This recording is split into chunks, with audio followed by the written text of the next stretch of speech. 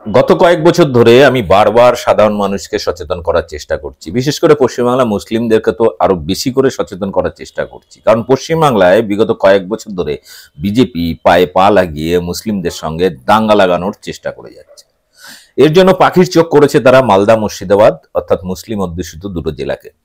এবং বিগত কয়েক বছর ধরে এই দুটো জেলাতে এরকম বহু ঘটনা ঘটানো হয়েছে এবং সারা দেশ দুনিয়ার কাছে প্রচার করা হচ্ছে যে এই দুটো জেলা নাকি পাকিস্তান হয়ে যাচ্ছে, এখানে মুসলিম অধ্যুষিত, এখানে হিন্দুরা খাত্রে মেহে বিপদে আছে।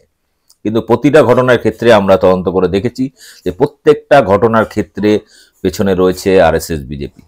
এখনো পর্যন্ত যে কটা ঘটনা ঘটেছে, জাস্ট আমি যদি এই কয়েক মাসের খবর বলি, তার মধ্যে আমরা দেখেছি বেলডাঙ্গার দাঙ্গা, যেখানে সায়ন হালদার নামে একজন আরএসএস জঙ্গি, যে কার্তিক মহারাজের একজন অনুগামী, সে কার্তিক পুজোকে কেন্দ্র করে একটি ডিসপ্লে বোর্ডের লেখা চেঞ্জ করে আল্লাহকে গালাগালি দিয়েছে।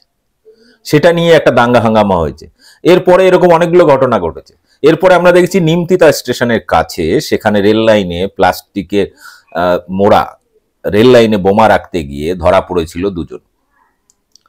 তো সেই ঘটনার ক্ষেত্রেও সেখানেও দুজন হিন্দু।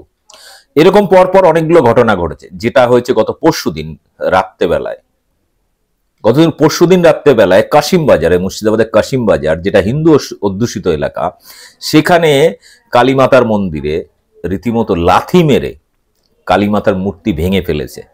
সেখানেও জানা গেছে তার নাম তাপস মণ্ডল, এলাকারই বাসিন্দা। এখন প্রচার করা হচ্ছে সে নাকি মানসিক ভারসাম্যহীন। রেল লাইনে বোমা রাখা নিয়ে প্রচার করা হয়েছিল এবং তাদের ছেড়েও দেওয়া হয় যে সেটা নাকি প্লাস্টিকে মোড়া পাথর ছিল, সেটা বোমা ছিল না। একই সাথে আমরা সায়ন হালদারের ক্ষেত্রে দেখেছি যে ডিসপ্লে বোর্ডের লেখা চেঞ্জ করার ক্ষেত্রে সে আইটি কলেজের ছাত্র, কিন্তু তার ক্ষেত্রেও চেপে দেওয়া হলো। কিন্তু এই ঘটনার ক্ষেত্রে যদি কোনো মুসলিম গ্রেপ্তার হতো তাহলে তাকে জঙ্গি বলে আসাম এসটিএফ তুলে নিয়ে যেত। যেমন সাম্প্রতিককালে এই মুর্শিদাবাদকে কেন্দ্র করে এই প্রশাসনিক বিভিন্ন এজেন্সিগুলো যেভাবে হাত ধুয়ে পড়েছে, এবং মুসলিম হলেই তাকে জঙ্গি ট্যাগ লাগানো, হিন্দু হলে তাকে মানসিক ভারসাম্যহীন করা, কিংবা বোম বদলে যাচ্ছে কোনো পাথরে, এই ঘটনাগুলো ঘটছে। এই জন্য কয়েক বছর আগে আমি মুসলিমদের কাছে বলেছিলাম যে প্রত্যেকটা মসজিদে সিসিটিভি ক্যামেরা লাগানো। কাশিম বাজারের ঘটনায় মুসলিমরা বেঁচে গেল এই যাত্রায়, তার কারণ সিসিটিভি ক্যামেরা লাগানো ছিল। ওই মন্দিরে সিসিটিভি ক্যামেরা লাগানো ছিল, যার দরুন ধরা পড়েছে, জানা গেছে অ্যাকচুয়ালি ব্যক্তিটাকে।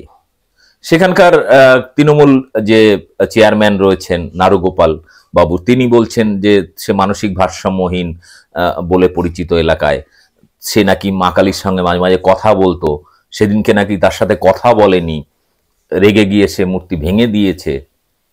দেখুন, এই সমস্ত গাল গল্প আপনারা রাখতে পারেন, কিন্তু যেভাবে লাগাতার মালদা মুর্শিদাবাদকে টার্গেট করা হচ্ছে, তাহলে কাশিম বাজারের ঘটনায় যদি সিসিটিভি ফুটেজ না পাওয়া যেত, তাহলে এতক্ষণ গদি মিডিয়া, রিপাবলিক, সুমন, ময়ূক রঞ্জন এরা তোলপাড় করে দিত যে হিন্দু খাত্রে মেহে মূর্তি ভেঙে দিচ্ছে মুর্শিদাবাদের মতো জায়গায়, মুর্শিদাবাদে মুসলিমরা জঙ্গি হয়ে গেছে, ইত্যাদি ইত্যাদি।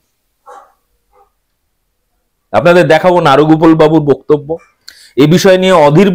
অধীর রঞ্জন চৌধুরী, না ঘাটকা না ঘাটকা, তিনিও বিবৃতি দিয়ে এটাকে আবার খোঁচানোর চেষ্টা করেছেন।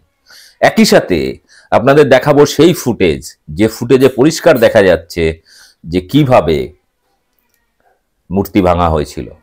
এই সিসিটিভি ক্যামেরা যদি না থাকে তাহলে কি ভয়ঙ্কর পরিণতি হতো আজকে মুর্শিদাবাদ জেলার, সেটা আপনারাই দেখে নিন। কোন একটা মুসলিমদের ঘাড়ে দোষ চাপিয়ে তখন কার্তিক মহারাজ, শুভেন্দু থেকে শুরু করে সবাই তারস্বরে চিৎকার করত। গদি মিডিয়ার সাংবাদিকরা রীতিমতো লুঙ্গি ড্যান্স শুরু করে দিত। আজকে চুপ কেন তারা? কারণ হিন্দু ধরা পড়েছে, হিন্দু ছেলে। মুর্শিদাবাদে ঘটে যাওয়া বিগত কয়েক বছরের ঘটনার ক্ষেত্রে আমরা দেখেছি প্রতিটি ঘটনার ক্ষেত্রে ষড়যন্ত্রের জাল বুনেছে বিজেপি এবং আরএসএস এর জঙ্গিরা, আর বদনাম করার চেষ্টা করেছে এই জেলাকে, জেলার মানুষকে, মুসলিম সম্প্রদায়কে।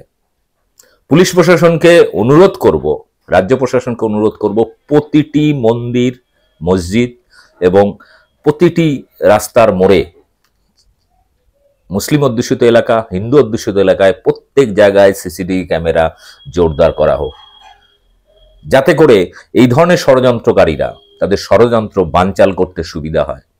না হলে কি ভয়ঙ্কর দিকে নিয়ে যাচ্ছে পশ্চিমবাংলাকে এই আরএসএস জঙ্গিরা, বিজেপির এই সমস্ত মাস্টার মাইন্ডগুলো, সেটা তো আমরা সাম্প্রতিককালে কয়েকটি পরপর উদাহরণ দিয়ে দেখালাম। যাই হোক, ভিডিওটি ছোট করে আপনাদের সামনে তুলে ধরলাম সচেতন করার জন্য। বেশি করে শেয়ার করুন, মুখোশ খুলে দিন আরএসএস এর, বিজেপির এই সমস্ত নোংরা ষড়যন্ত্রকে। মুর্শিদাবাদকে বাঁচান, মালদাকে বাঁচান, বাংলা সম্প্রীতিকে বাঁচান। আর মুসলিম সম্প্রদায়ের মানুষের কাছে অনুরোধ করব, ভিডিওটি বেশি করে শেয়ার করুন, মুখোশ খুলে দিন এই সমস্ত ষড়যন্ত্রকারীদের, দাঙ্গাবাজদের। দিল্লিতে ইলেকশন নিয়ে গতকাল রাতে একটি ভিডিও করেছি। কেন সেখানে বিজেপি জিতলো, কেন আম আদমি পার্টি হেরে গেল, কেজরিওয়াল হেরে গেল, এই ভিডিওটা দেখে নেবেন, এর আগের ভিডিওটা। আর প্রত্যেককে অনুরোধ করব যে যারা দিল্লিতে জিতেছেন বলে এখানে বগল বাজাচ্ছেন, সেটাও উত্তর ওই ভিডিওতে আছে। যাই হোক, আরেকটি ভিডিও এই বিষয় নিয়ে, পশ্চিমবাংলা কি বিজেপি ক্ষমতায় আসতে পারবে, দিল্লির ইলেকশনের প্রভাব কি বাংলায় পড়বে, এটা নিয়ে একটা